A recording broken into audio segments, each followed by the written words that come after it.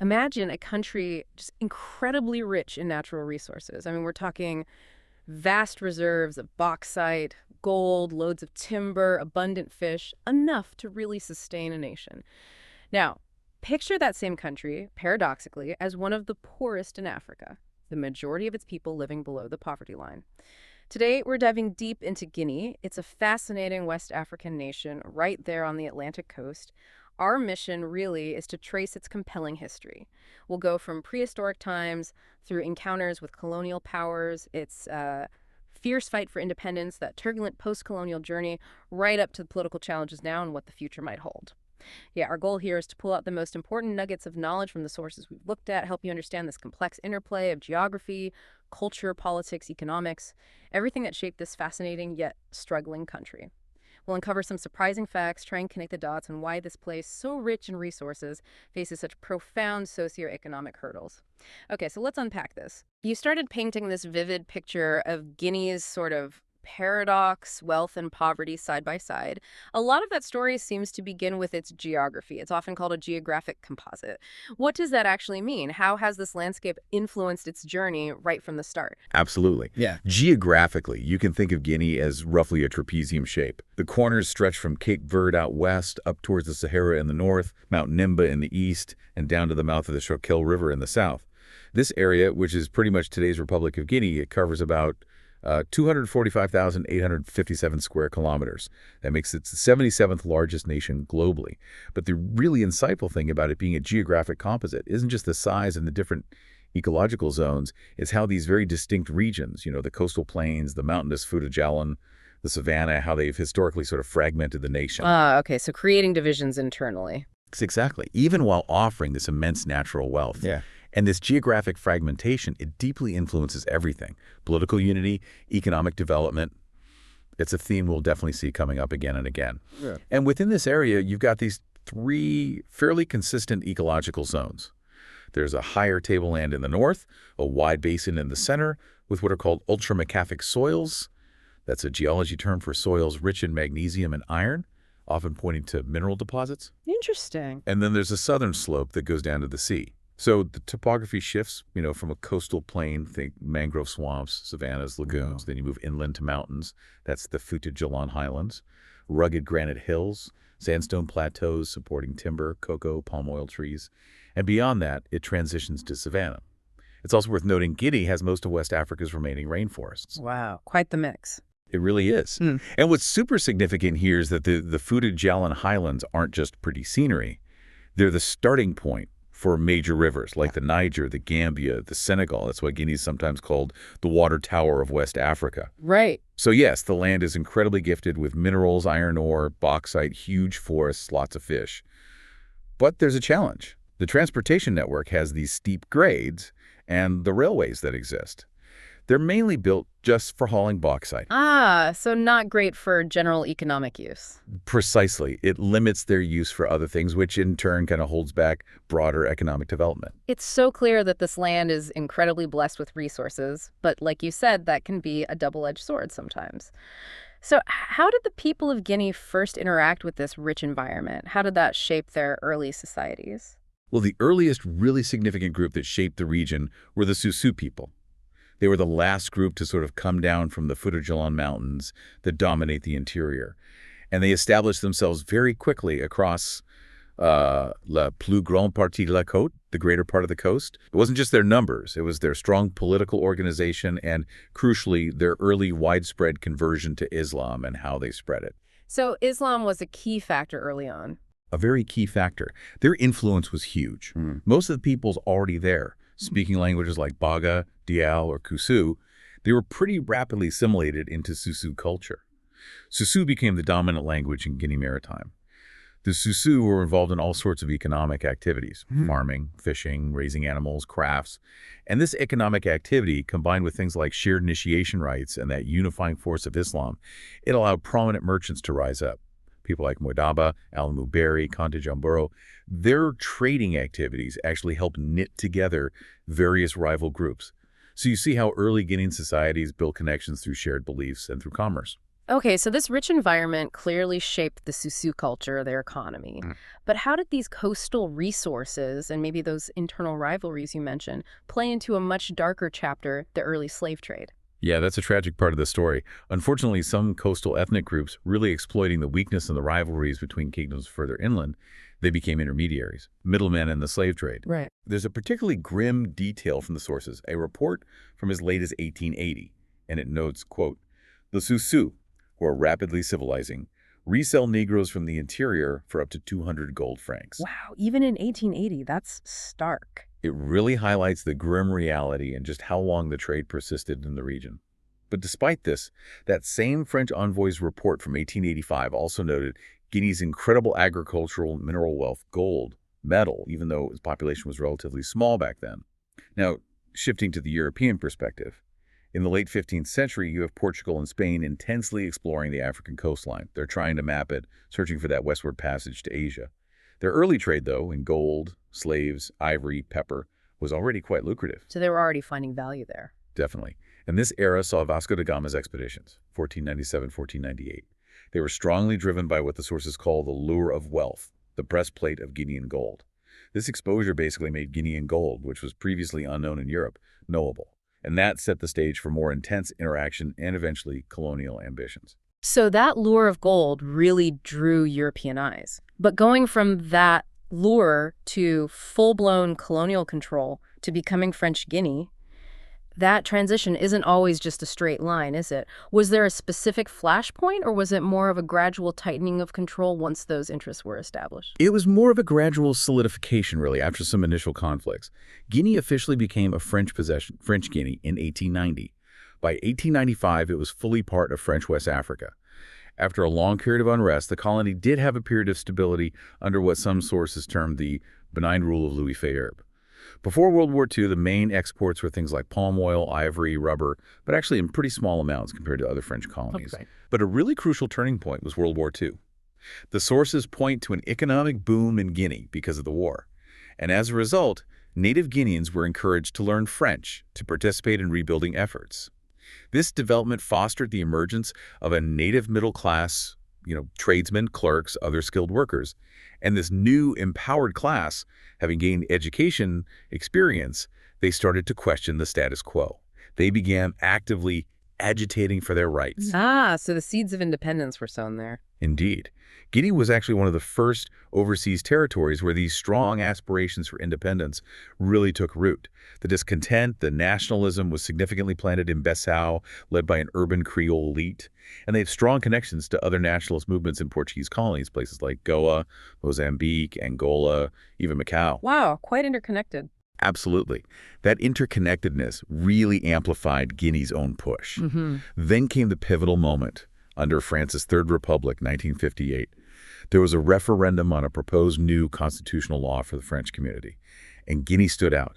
It was the only colony to vote for full, immediate independence. Yeah. A remarkable 95.2% voted no against staying in the proposed French community. 95%. That's incredibly decisive. Why do you think Guinea was such an outlier in that vote? And what were the immediate consequences of that massive no for Guinea and for France? Well, Guinea's outlier status really came down to a powerful mix. You had strong nationalist leadership, particularly Sékou Touré, combined with this deep-seated desire for self-determination that just resonated across its diverse population. And the aftermath of that no vote, profound for both sides. France, figures like de Gaulle, reacted very strongly. They tried to replace Sékou Touré, even ordered illegal actions to prevent independence, though fortunately the governor on the ground decided not to carry those out. But that whole situation contributed to France losing other colonies later, Right. often through Soviet-backed movements, because Guinea's bold move really inspired others. Right. A domino effect, almost? Something like that. But within Guinea itself, the initial euphoria sadly gave way to immense suffering. Thousands were arrested, executed, many just suspected of having friendly relations with the old regime. This period saw the rapid setup of a one-party system, intense repression against anyone deemed a former collaborator with the French colonial system, or even just progressives. It led to purges and, significantly, a closer alignment with the Soviet Union. Partly out of necessity, they needed new allies. A turbulent start to independence. Extremely. And after gaining independence, the new republic faced what the sources just call a long series of disasters. That strong central government from the independence fight started to weaken. A big part of that was because the majority of the population really wanted to keep their autonomy, which was rooted in their, traditional systems. So you had this tension between the new centralized state and older ways of life. This period also saw a lot of resentment among teachers, civil servants, plus serious problems with agriculture. All of this just made the challenges worse. And from the viewpoint of what came later, maybe the worst politicide, the systematic suppression of political opposition involved using a state of emergency. This resulted in just heinously long imprisonments, executions, and exiles. This pattern of power shifting, often involving the military, then native military figures, was common elsewhere in Africa in the early 60s, but Guinea's experience seems particularly harsh in the sources. What's fascinating, though, is you mentioned something about military coups in Guinea often combining with civil disobedience or popular support, maybe unlike purely military power grabs elsewhere.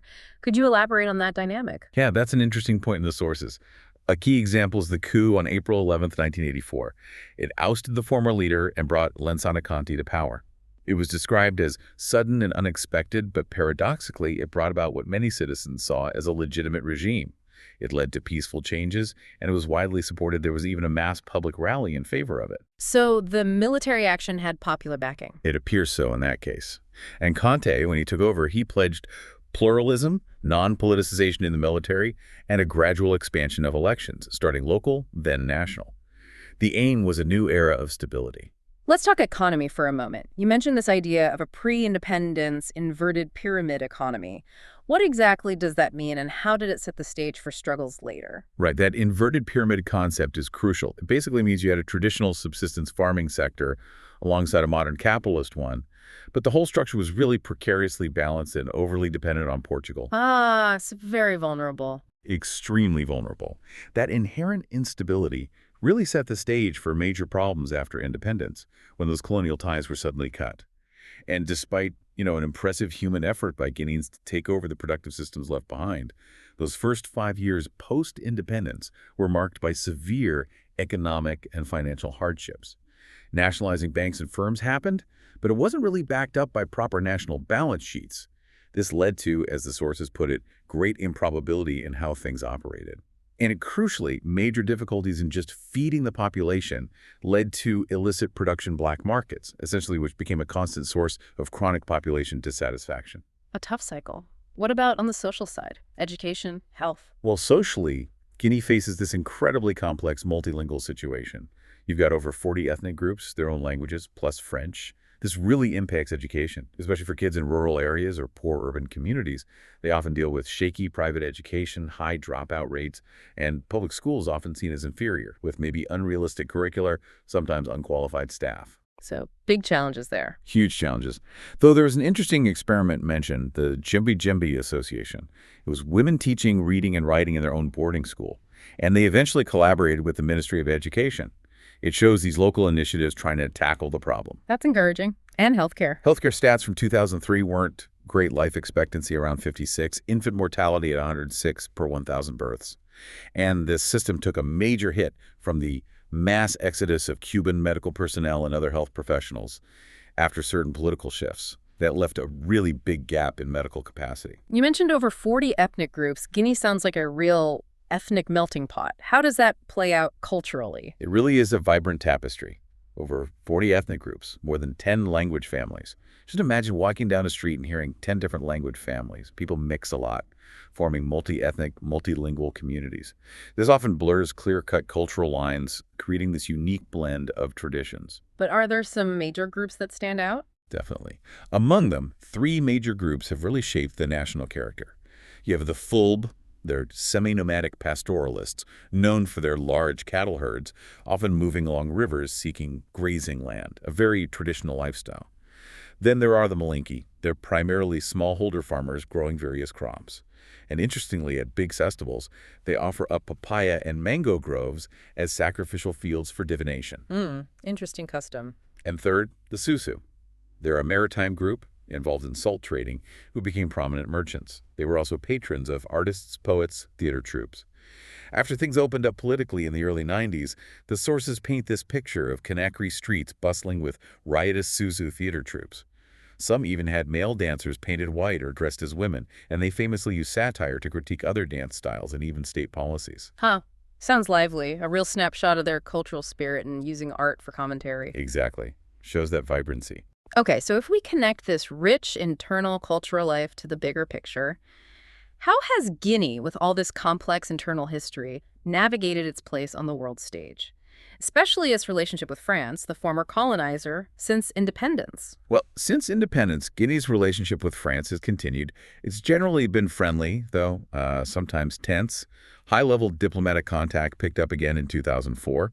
President Condé's visit in 2011 was actually the first presidential visit in 12 years. A significant gap. Yes.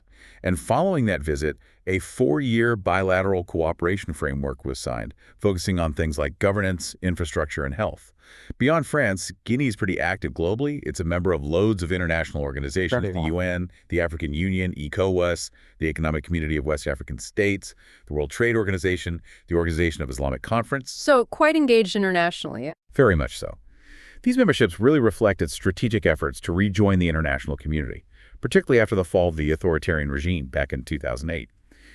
Which brings us more towards the present day. Guinea saw another significant event in September 2021, a coup led by Colonel Mamadi Doumbouya, which ousted President Alpha Condé. This came after Condé made a controversial bid for a third term. Right, I remember that hitting the news. What happened immediately after the coup? Well, in the immediate aftermath, Doumbouya basically resisted international opposition to his takeover. This led to intensified economic sanctions, suspension of financial aid from international bodies, actions which Guinea's leadership quite defiantly called bullying and abuse. So pushing back against international pressure, this brings us to a really crucial point now. The growing tension we're seeing between this transitional government and the Guinean people, alongside the international community's concerns. What's the dynamic there? It's complex. While the initial public reaction to the coup itself was somewhat muted, perhaps due to frustration with the previous government tensions, really flared up in March 2022. There were protests, followed by a violent police crackdown. Doumbouya's strategy seems to have been focused on consolidating his power first, before announcing a clear timetable for transition or a new constitution. And this delay, this uncertainty, has caused, as the sources say, anxiety among many ordinary Guineans who just crave stability and legitimate governance. Understandable. And the underlying problems haven't gone away. Not at all. Despite all those natural riches we talked about, Guinea is still one of Africa's poorest nations. A staggering 76.5% of the population lives below the basic needs poverty line. 76.5%. That's incredibly high. It is. And the human development indicators are still quite dire. High maternal mortality, 550 deaths per 100,000 live births. Alarmingly high rates of child malnutrition, 22% of kids under 5 malnourished, half getting less than a minimum acceptable diet. And education coverage is still persistently low, especially for girls. Only 47% net primary enrollment for them back in 2005 data, though indicative. Over a third of all school-age kids don't attend school. And there are big regional differences, too. It all feeds into this cycle of poverty. So looking ahead, what's the outlook? Well, the putschists, the coup leaders, were initially given this 4-year time window to lead the country towards elections. Public expectations are high, especially for a real fight against corruption. But there's a warning in the sources. If they fail to act decisively, it could lead to a collapse in the world's perception of the legitimacy of the new power. That could further destabilize the country, maybe through factional splits, deepening the sense of crisis. We're already seeing rising Peaceful Transition Committee protests, which reflect this growing public dissatisfaction. And it's likely the powers that be will try to discredit this kind of dissent. So it sets up a potentially volatile future. Right. A critical juncture for Guinea. So bringing this all together, what does this all mean for you listening? Guinea's story is one of, well, immense difficulty, but also extraordinary wealth, potential wealth anyway. This country sits on what could be a gold mine, literally and figuratively. Yet its people struggle with deep poverty, instability. What lessons can maybe be drawn from Guinea's long struggle to actually harness its own resources for the good of all its citizens? How does a nation ensure that its natural gifts lead to prosperity and stability instead of these cycles of conflict and poverty we've seen? Perhaps Guinea's story really underscores something fundamental, that transparent governance, the rule of law, a real commitment to tackling historical injustices. These aren't just abstract ideals. They seem to be practical necessities for any nation to truly flourish and avoid, well, squandering its immense potential. Something to think about.